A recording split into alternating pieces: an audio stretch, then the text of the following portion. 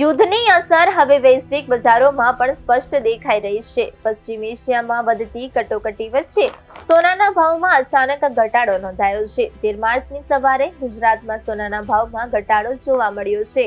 22 caret સોનાનો ભાવ પ્રતિ 10 ગ્રામ અંદાજે 1,48,760 સુધી પહોંચી ગયો છે, જ્યારે 24 કેરેટ સોનાનો ભાવ પ્રતિ 10 ગ્રામ 1,62,260 પર નોંધાયો છે. બીજી તરફ ચાંદીની કિંમતોમાં પણ ઘટાડો જોવા મળ્યો છે.